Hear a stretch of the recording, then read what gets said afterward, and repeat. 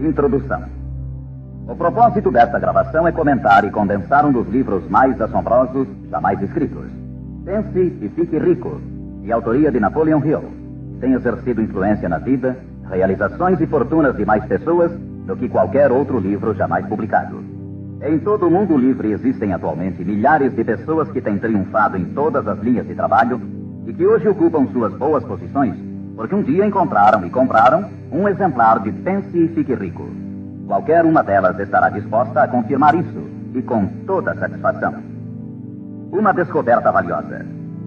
Descobri pela primeira vez esse notável livro no outono de 1949.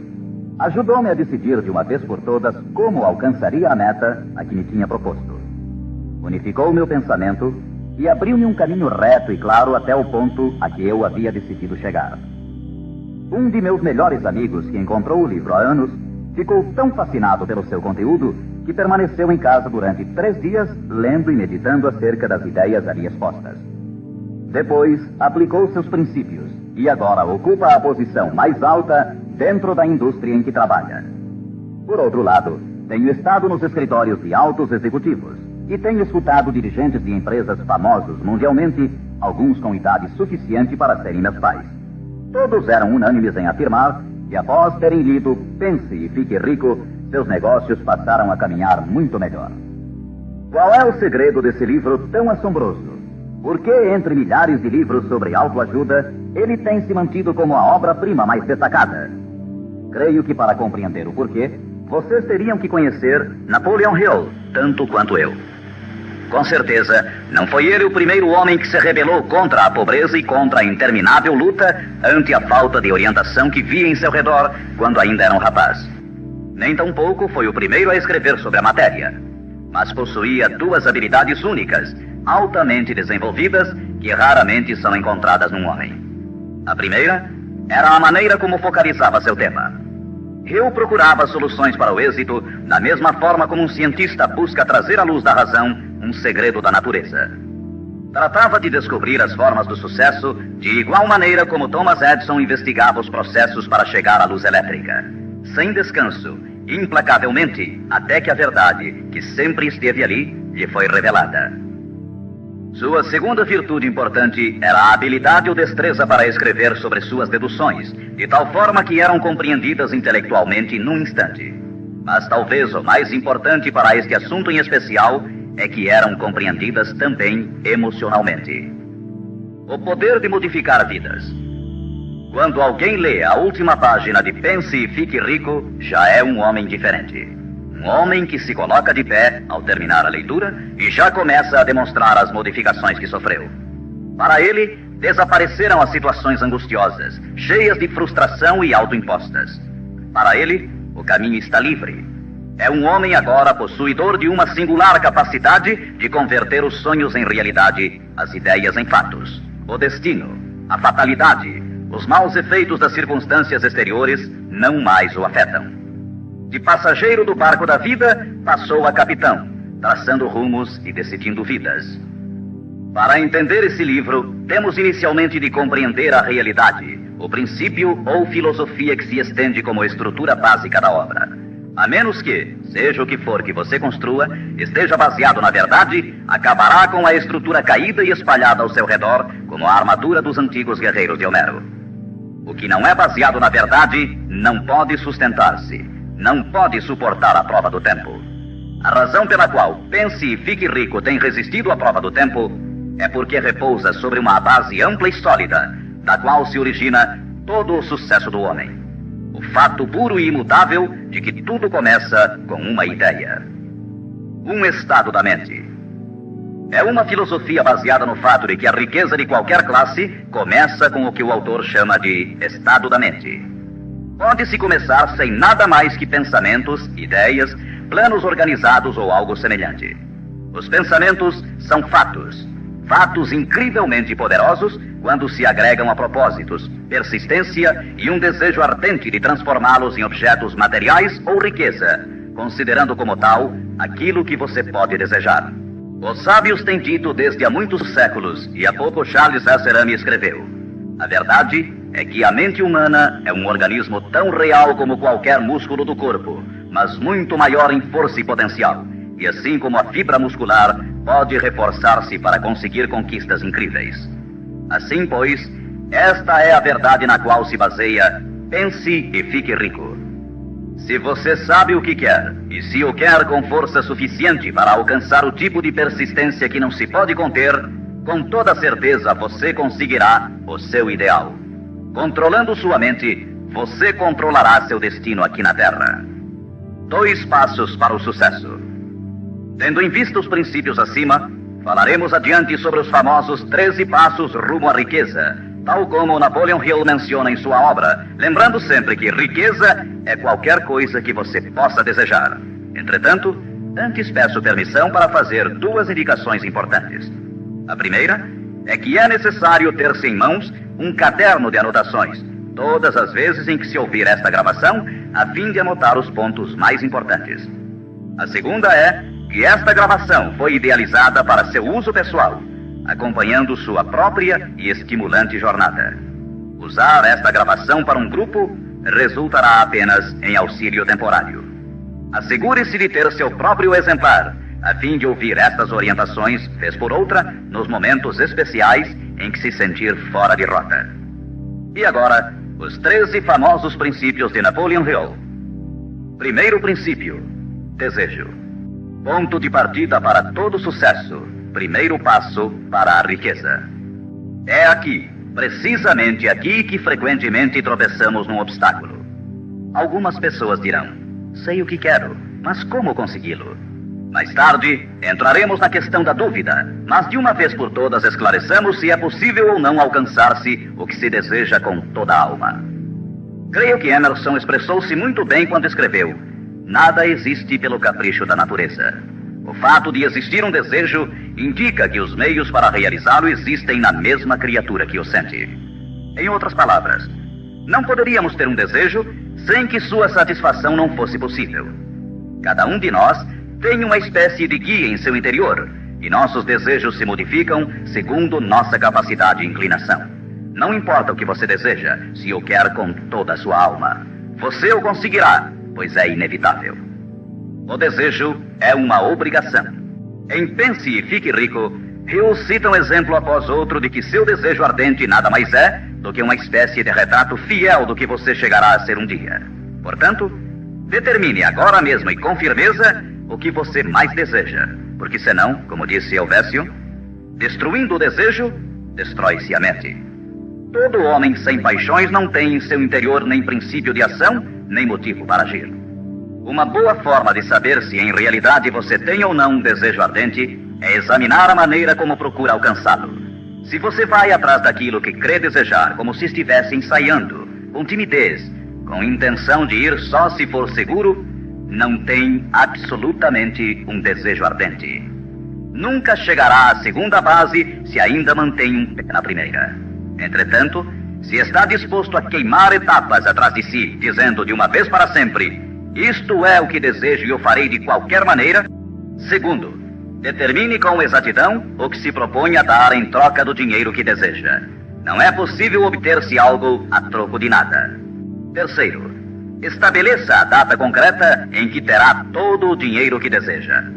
Quarto, idealize um plano definido para levar a cabo o seu desejo e dê início imediatamente. Quinto, coloque todas essas ideias no papel. A quantidade de dinheiro que deseja, o que dará em troca, a data exata e descreva claramente o plano idealizado.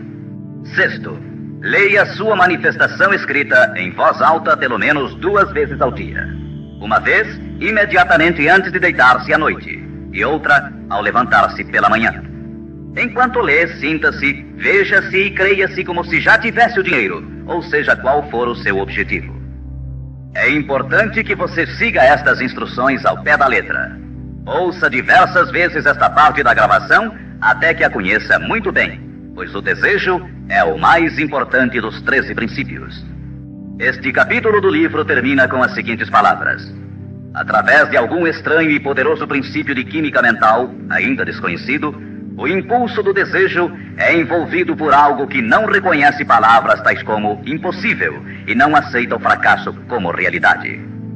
Segundo princípio, fé. A fé é imprescindível para o sucesso. Você jamais teria pensado em seu desejo principal se a fé não estivesse presente dentro de sua mente. Às vezes, você poderá encontrar dificuldades em ter fé em si próprio, mas tenha a certeza de que encontrará muita fé nesses princípios. Use-os, portanto. Vejamos o que Napoleon Hill diz sobre a fé. A fé é um estado de espírito que pode ser induzido ou criado por meio de afirmações ou instruções repetidas à mente subconsciente através do princípio da autossugestão. Isto significa nem mais nem menos que uma sugestão pode ser implantada por você mesmo, conscientemente, assim como uma autobiografia é uma história escrita por uma pessoa sobre si mesma. Projetando a imagem mental de você mesmo, tendo em destaque seu desejo principal e repetindo tal ação várias vezes, isso resultará na fé de que necessita. A fé é vital para o sucesso. O imperador Napoleão Bonaparte disse uma vez: todo andaime religioso se desarruma como um edifício em ruínas ante uma só palavra: fé. Por sua vez, Goethe afirmava: as épocas de fé são épocas frutíferas. As épocas de incredulidade, ainda que esplendorosas, são estéreis de todo o bem permanente. E como disse Schlegel, na vida real, toda grande empresa começa e dá seu primeiro passo com a fé. Portanto, tenha fé de que pode alcançar aquilo que busca, porque jamais você poderia ter se decidido se não pudesse alcançá-lo. Autoconfiança. Em seu capítulo sobre a fé, Hill oferece uma fórmula para a autoconfiança: repetir-se a si mesmo constantemente. Primeiro, sei que tenho a capacidade de alcançar o objetivo de meu propósito definido na vida. Portanto, exijo persistência de mim mesmo, ação contínua para a execução. E aqui e agora, prometo executar esta ação. Segundo, percebo que os pensamentos dominantes em minha mente reproduzir-se-ão com o tempo em ação externa, física, e que de maneira gradual transformar-se-ão em realidade física. Portanto, concentrarei meus pensamentos durante 30 minutos diários na tarefa de criar a imagem do que pretendo ser, criando assim em minha mente um retrato mental claro de minha pessoa e em decorrência de meu objetivo. Terceiro, sei que através do princípio da autossugestão, qualquer desejo que alimente com persistência em minha mente buscará com o tempo a maneira, através de meios práticos, para alcançar o objetivo que há por detrás dele. Portanto, dedicarei 10 minutos de cada dia para exigir de mim mesmo o desenvolvimento da autoconfiança. Quarto, detalharei por escrito os objetivos principais e concretos de minha vida, e nunca deixarei de tentar alcançá-los até que tenha desenvolvido a autoconfiança suficiente para isso. Quinto, sei que nenhuma riqueza ou posição pode durar muito, a menos que seja erguida sobre a verdade e a justiça. Por conseguinte, não participarei de qualquer atividade que não beneficie a todos os que dela participem. Terei sucesso em conseguir a cooperação de outras pessoas, bem como em atrair o pessoal desejado. Então você tem realmente o desejo que o conduzirá ao pleno sucesso. Com esse tipo de resolução, você será capaz de levantar-se após os tropeços que lhe sucederem. As únicas pessoas que não cometem erros são as que nunca tentam nada. Os tímidos são como afluentes de um lago. Nunca se aventuram ao mar amplo e profundo. Esses mesmos princípios atuarão sobre qualquer coisa que você deseje. Um lar harmonioso, uma carreira com mais êxito ou mesmo mais dinheiro para cuidar melhor de sua família e prevenir-se para os anos futuros. Para obter sua parte na prosperidade que o espera mais adiante, Napoleon Hill oferece a você a seguir 6 passos práticos e precisos. 6 passos vitais. Primeiro, fixe em sua mente a quantidade exata de dinheiro que deseja. Não é suficiente dizer, desejo muito dinheiro. Seja preciso com relação à quantidade. Existe uma razão psicológica quanto a essa precisão e que será abordada posteriormente. Induzirei outros a servir-me através da minha boa disposição em servir aos demais. Eliminarei o ódio, a inveja, os ciúmes e o egoísmo, oferecendo amor a toda a humanidade, pois sei que uma atitude negativa nunca me trará o sucesso. Farei com que os demais creiam em mim, pois creio neles e em mim mesmo. Terceiro princípio, autossugestão. Mediante a sugestão repetida, a mente subconsciente pode trabalhar para nós. Já fizemos referências a isso. A autossugestão é a faculdade de ser capaz de concentrar na mente o nosso ardente desejo, até que o nosso subconsciente o aceite como uma realidade e comece a imaginar os meios para realizá-lo. É daqui que provém os impulsos, as súbitas centelhas de inspiração e orientação. Agora resumiremos as instruções dadas no segundo princípio, fé, em relação aos 6 passos, autoconfiança, e as combinaremos com os princípios sobre a autossugestão, constantes no livro Pense e Fique Rico. Primeiro, vá a um lugar tranquilo, talvez na cama à noite, feche os olhos e repita em voz alta para que possa escutar suas próprias palavras, a manifestação escrita da quantidade de dinheiro que se propõe a acumular ou uma reafirmação cuidadosa do que possa ser sua meta, bem como o tempo limite para alcançá-la, além da descrição do serviço ou mercadoria que se dispõe a dar em troca do que vai receber. À medida que põe em prática estas instruções, imagine-se já possuidor de sua meta. Suponhamos, por exemplo, que você se propõe a economizar em cruzeiros o equivalente a $50 mil até o dia 1º de janeiro, daqui a 5 anos, que se determina a prestar serviços pessoais em troca de dinheiro como vendedor. A manifestação escrita de seus propósitos deve ser a seguinte.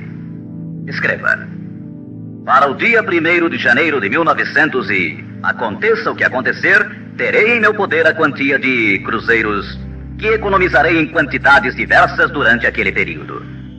Em troca desse dinheiro, prestarei o melhor serviço possível, rendendo o máximo como vendedor de... Escreva aqui o produto que se propõe a vender ou qualquer coisa que você faça para ganhar a vida. Tenho certeza de que, à época aprazada, terei esse dinheiro em meu poder. Minha fé é tão grande que já posso ver esse dinheiro diante de meus olhos. Posso tocá-lo com minhas mãos, pois está à espera de passar para meu poder tão logo eu preste o serviço que proponho a desempenhar em troca dele. Estou preparando um plano para acumular esse dinheiro e eu seguirei à medida que o receba. Segundo, repita isto pela manhã e à noite, até que possa ver claramente em sua imaginação o dinheiro que se dispôs a acumular.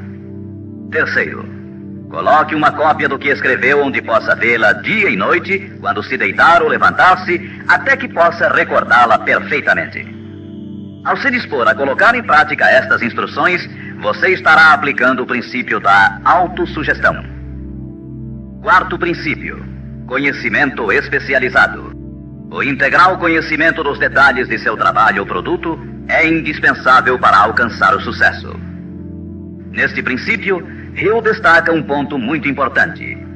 O conhecimento constitui uma força somente quando está organizado num plano concreto de ação e dirigido a um fim definido. Ele nos diz: antes que você possa estar seguro de sua capacidade de transformar o desejo em seu equivalente monetário, necessitará de conhecimento especializado do serviço, mercadoria ou profissão que se dispõe a oferecer em troca. Talvez você precise de muito mais conhecimento especializado do que tem, ou do que pode adquirir normalmente. Se for essa a situação, poderá resolver o problema mediante a utilização de um sistema que chamaremos de grupo mental. Mais tarde explicaremos do que se trata, mas por enquanto, reconheça que tem de aprender tudo o que possa sobre sua especialidade. Assim, dedique parte do tempo a cada dia para assimilar mais e mais sobre o que você faz para seu sustento. Frequente cursos que existam sobre a matéria, bem como associe-se a homens que conheçam bem sua profissão. Quinto princípio, imaginação. A imaginação é literalmente a oficina onde se formam os planos criados pelo homem. O impulso e o desejo recebem forma e ação mediante a ajuda da faculdade imaginativa da mente. Foi dito que o homem pode criar tudo o que possa imaginar. Como disse e ensina Napoleon Hill, toda mente humana pode alcançar o que pode conceber e crer. A única limitação do homem dentro do razoável reside no desenvolvimento e emprego de sua imaginação e da subsequente motivação para a ação. A automotivação é a chave. Os maiores dirigentes de negócios, indústrias e finanças, os grandes artistas, músicos, poetas e escritores chegaram a ser os melhores porque desenvolveram a força da automotivação. Enquanto você desempenha seu trabalho diário, pense constantemente nos meios pelos quais poderia realizá-lo melhor, com maior eficácia. Pense nas modificações inevitáveis. Podem ser feitas agora? Se você sente limitações, lembre-se das palavras do famoso arquiteto Frank Lloyd Wright. A raça humana construiu com mais grandeza quando maiores eram as limitações e, portanto, quando mais era necessária a imaginação para construir. As limitações parecem ter sido sempre as melhores amigas da arquitetura. Quando você construir seu futuro partindo desse ponto de vista, não se preocupe com as limitações. Recorde que estas podem ser suas melhores amigas, posto que requerem imaginação se tivermos que nos levantar acima delas. E como disse Beecher, a alma sem imaginação é como um observatório sem telescópio. Sexto princípio: planejamento organizado. Para obtermos sucesso em um empreendimento que decida nossa vida, devemos ter planos perfeitos. Se você já decidiu qual é o seu desejo, qual é a sua meta, organizemos agora um plano para sua realização, de acordo com um programa. Citarei novamente: pense e fique rico. Você já sabe que tudo o que o homem cria ou adquire começa sob a forma de desejo. Transforma-se depois, do abstrato ao concreto, na oficina da imaginação, onde se criam e se organizam planos para sua transição. Você tem que ter um plano. Anteriormente, foram lhe dadas instruções para adotar 6 passos práticos e definidos como seu primeiro movimento para traduzir o desejo que você possa ter em seu equivalente físico. Um daqueles passos era a formulação de um plano prático, concreto, através do qual aquela transformação pudesse ser efetuada. Primeiro, alie-se com uma ou mais pessoas, tantas quantas necessitar, para criar e pôr em prática seu plano ou planos para o acúmulo de dinheiro que marcou como sua meta, fazendo uso do princípio da reunião de inteligências. É o grupo mental, e isso é muito importante. Segundo, antes de formar seu grupo mental, decida quais as vantagens e benefícios que pode oferecer individualmente aos membros do grupo que a formam em troca de sua cooperação. Ninguém trabalhará de forma indefinida, sem alguma forma de compensação, ainda que esta não seja em dinheiro. Terceiro, reúna-se com os membros de seu grupo 2 vezes por semana, pelo menos, e com maior frequência, se possível, até que tenham aperfeiçoado o plano ou planos para a consecução de sua meta. Quarto, mantenha uma harmonia perfeita entre você e cada membro de seu grupo mental. Tenha em vista 2 fatos. Primeiro, você está comprometido em um empreendimento de importância básica. Para obter sucesso, tem que ter planos perfeitos. Segundo, deve ter a vantagem da experiência, instrução, capacidade e imaginação naturais de outras mentes. Este é o método seguido por todas as pessoas que têm se sobressaído da média. Dedique-se a isto até que tenha um plano formal bem organizado para alcançar seu objetivo. Desta forma, você nunca estará confuso ou pensando no que deve fazer em seguida. Cada manhã saberá com exatidão o que vai fazer e por que o fará. Adquira estas qualidades de dirigente. É neste capítulo de Pense e Fique Rico que Hill nos fala das características que deve ter o homem que dirige. Primeiro, determinação. Segundo, autocontrole. Terceiro, acurado senso de justiça. Quarto, exatidão nas decisões.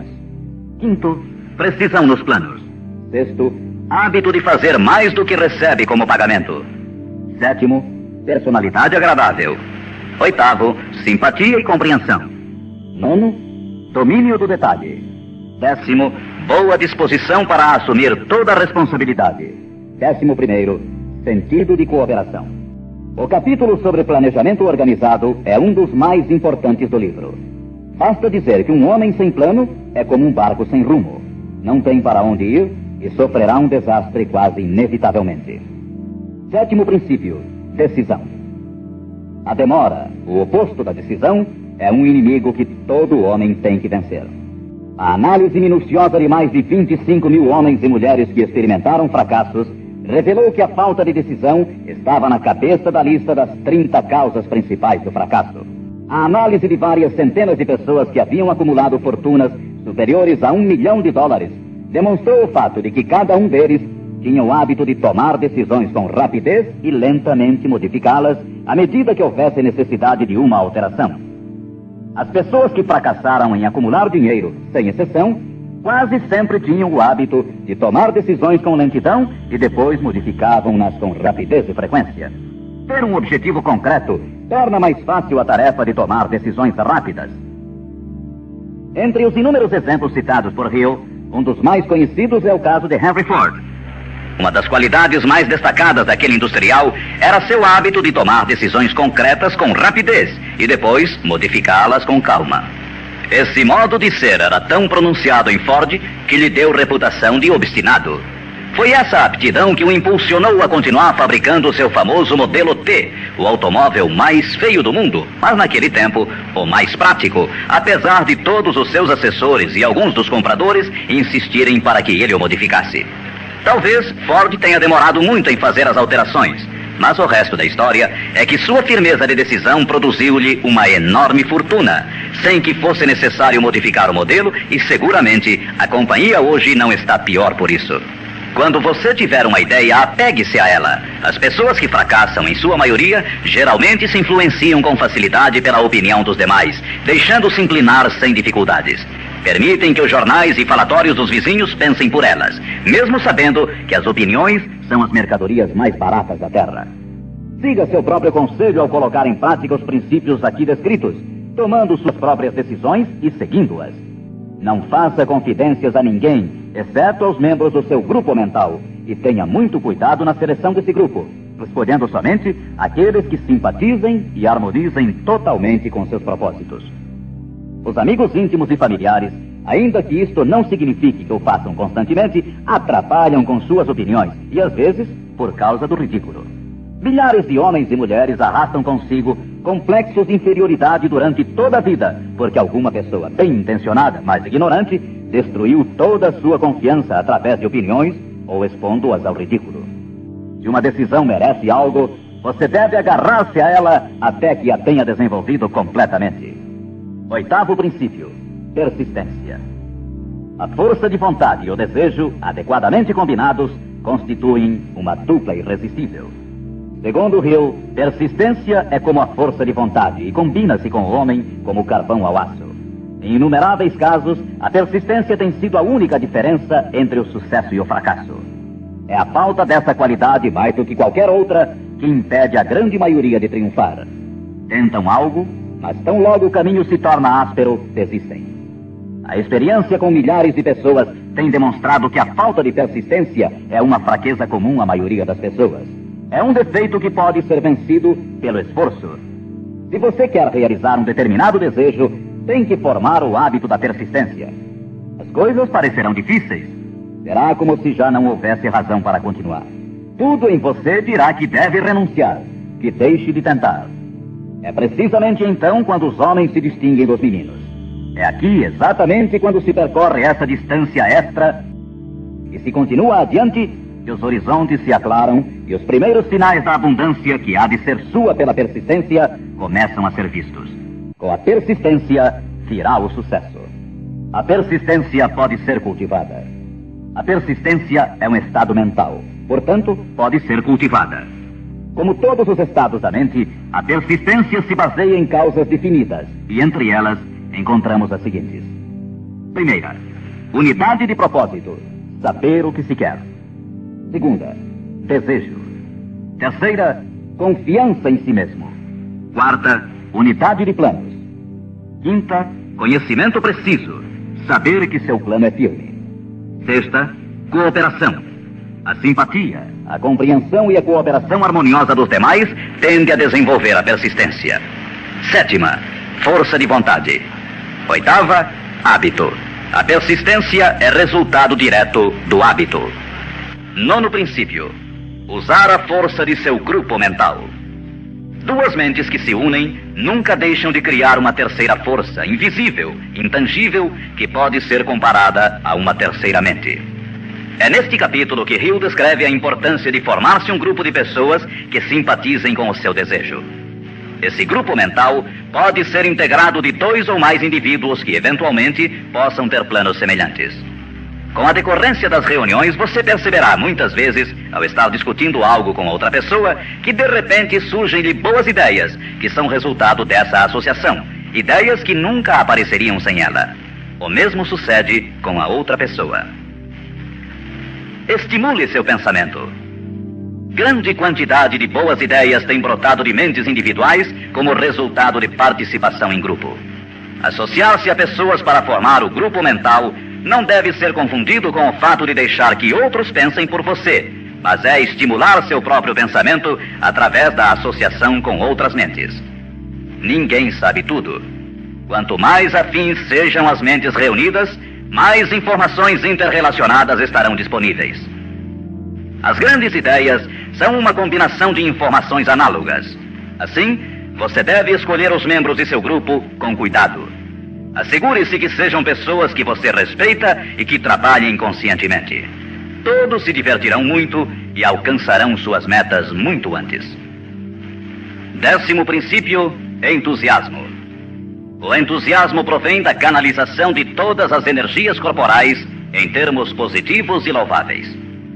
É neste capítulo que Napoleon Hill descreve a importância da mulher. A mulher que quase sempre auxilia o homem que luta pela consecução de metas meritórias. A opinião de Hill é de que praticamente todo dirigente é homem cujos êxitos foram inspirados em grande parte por uma mulher.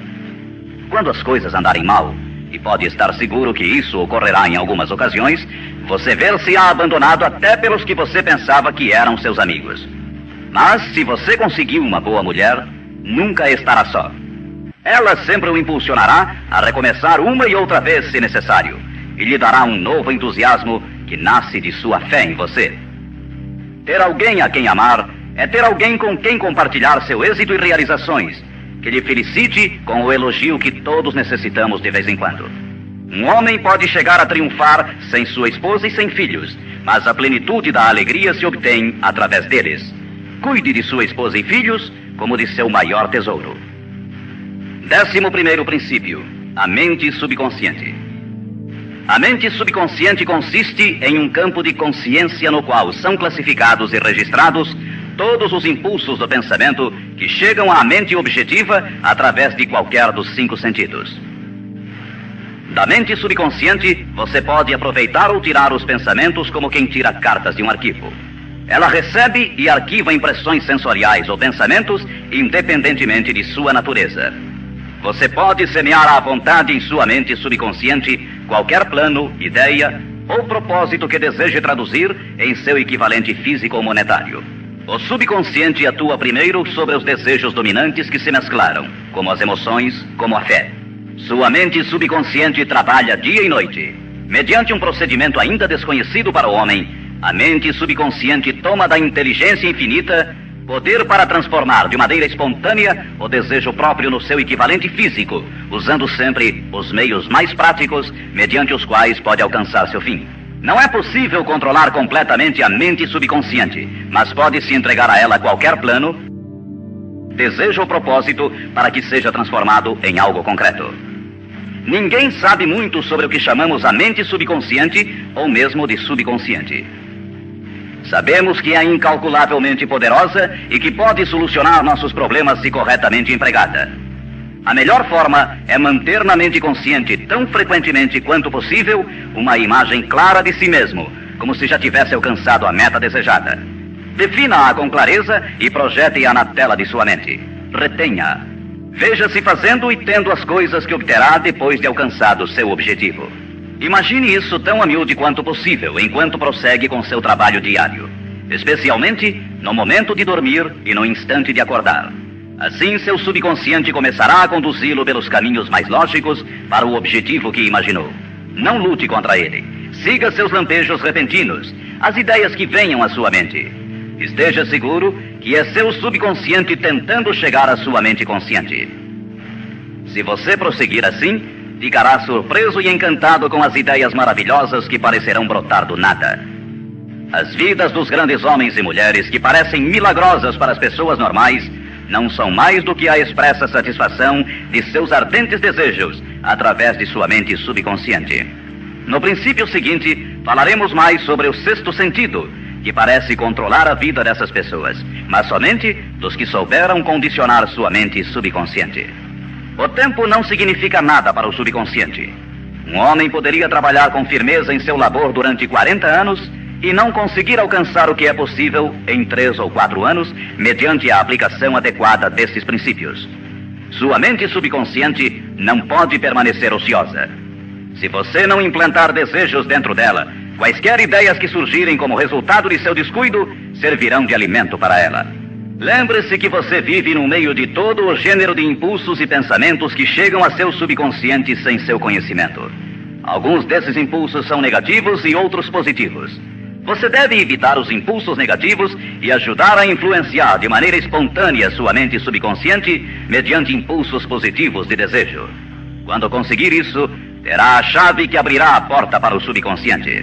Bulwer escreveu: o homem que triunfa sobre seus semelhantes é aquele que muito breve na vida discerne com clareza seu objetivo e caminha para ele com todas as suas forças. Inclusive, o próprio gênio não é mais do que a observação minuciosa reforçada pela consistência do propósito. Todo homem que observa atentamente e atua com firmeza converte-se inconscientemente em gênio. Há que se notar que foi dito inconscientemente. Saiba o que quer. Decida de uma vez por todas o que haverá de ser seu. Mantenha-se firme em seu rumo, impulsionado pela fé, e seu subconsciente fará o resto. 12º princípio: o cérebro. O cérebro possui a força mais maravilhosa, milagrosa, de maior potência que o mundo já conheceu. Se você tivesse acesso a toda a riqueza do mundo e pegasse apenas uma moeda, estaria fazendo mais ou menos o que muito provavelmente tem feito ao usar seu cérebro. Nada é mais lastimável no mundo do que a incompreensão da maioria das pessoas com relação ao potencial de seu cérebro e das mentes consciente e inconsciente às quais está acoplado. Sua própria central elétrica. O número de linhas que ligam entre si as células cerebrais é igual ao algarismo 1, seguido por 15 milhões de zeros. Calcula-se que existem de 10 a 14 bilhões de células no córtex cerebral humano normal. É inconcebível, pois, que esta intrincada maquinaria deva existir com o único propósito de manter as funções físicas inerentes ao desenvolvimento e manutenção do corpo físico. O cérebro é o mecanismo que nos deu o avião supersônico, os satélites artificiais, os foguetes que adentram no espaço exterior, as artes, as ciências, etc.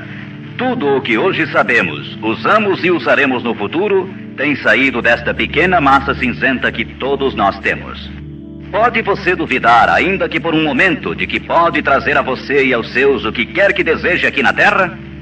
É evidente que não conseguirá se admitir que sua força é como a de uma pessoa que deixa de agir, como aqueles que nem sequer pensaram nisso alguma vez. Deixe para o cérebro o trabalho que você decidiu realizar e veja como ele o executa. 13º princípio: o sexto sentido. O sexto sentido é o equipamento receptor através do qual chegam à mente ideias, planos e pensamentos que às vezes recebem o nome de lampejos repentinos ou inspirações. O sexto sentido pode ser descrito como sendo o sentido através do qual a inteligência infinita pode e efetivamente se comunica com o indivíduo de maneira espontânea e sem esforço algum por parte deste. Eis aqui a base desta filosofia. Só pode ser assimilada, compreendida e aplicada depois de dominados os primeiros 12 princípios. O sexto sentido é aquela parte da mente subconsciente que nos referimos como imaginação criadora e desafia qualquer descrição. Por outro lado, torna-se difícil explicar o que seja para qualquer pessoa que não tenha dominado os demais princípios desta filosofia, o que estes princípios representam, porque falta a essa pessoa o conhecimento e a experiência com os quais possa comparar o sexto sentido. Este sentido pode ser adquirido. O sexto sentido não é algo que possa ser ligado e desligado à vontade. A capacidade de empregar essa enorme força chega pouco a pouco, através da aplicação dos outros princípios que esboçamos. Muitos indivíduos adquirem um conhecimento prático do sexto sentido antes dos 40 anos de idade. Entretanto, com maior frequência é adquirido depois de bem passados os 50, porque as forças espirituais com as quais está intimamente ligado o sexto sentido geralmente não amadurecem e chegam a ser utilizadas, senão através de vários anos de meditação, de autoanálise e de pensamentos corretos. Todavia, nada nos impede que comecemos a desenvolvê-lo desde agora, aplicando com entusiasmo os princípios que foram expostos até aqui. Lembre-se disto: o homem nada pode criar que não tenha gerado antes sob a forma de um impulso de pensamento, que vai se traduzindo em equivalente físico, ainda que seja pensamento espontâneo ou involuntário. Finalmente, recorde-se sempre deste conselho. Afaste o temor de sua mente, concentrando-se na imagem mental de sua meta, seu maior desejo, e vença. O que vários homens famosos acharam desta mensagem. Agora, quero mencionar que Pense e Fique Rico tem recebido a entusiasta aprovação de muitos dos maiores homens que existiram. Todos esses grandes homens aplaudiram e usaram os princípios de Napoleon Hill. Citarei somente alguns. Os presidentes dos Estados Unidos, William Howard Taft e Woodrow Wilson. F.W. Woolworth mencionou que havia aumentado muito sua cadeia de armazéns, aplicando muitos destes princípios. Robert Dollar, que construiu uma grande companhia de navegação, escreveu: se há 50 anos tivesse usado esta filosofia, imagino que poderia ter feito tudo o que fiz na metade do tempo. Tenho esperança que o mundo a descubra e o recompense. Samuel Gompers disse: o domínio destes princípios é uma apólice de seguro contra o fracasso. John Wanamaker, o príncipe dos comerciantes, escreveu: sei que seus fundamentos são reais, porque os tenho aplicado em meu negócio há 30 anos. Também o aplicaram George Eastman, o maior fabricante de câmaras fotográficas do mundo, Thomas Edison, Luther Burbank, Theodore Roosevelt, E.M. Statler, John Rockefeller e muitos mais. Como é óbvio imaginar-se, as opiniões destes homens não poderiam ser compradas com todo o dinheiro do mundo. O que temos mencionado aqui pode mudar sua vida, pode trazer-lhe todas as coisas proveitosas que deseje na vida para você e sua família. Afaste-se da média, do medíocre e enderece seu rumo de acordo com os sonhos de seu coração. Estes 13 princípios não o decepcionarão nunca enquanto você os empregar. Sua grande oportunidade pode estar precisamente onde você se encontra agora. Siga estas instruções fielmente e o resultado aparecerá diante de você. A última recomendação de Napoleon Hill: não procure a oportunidade longe. Assim, a reconheça e aproveite-a onde você se encontra.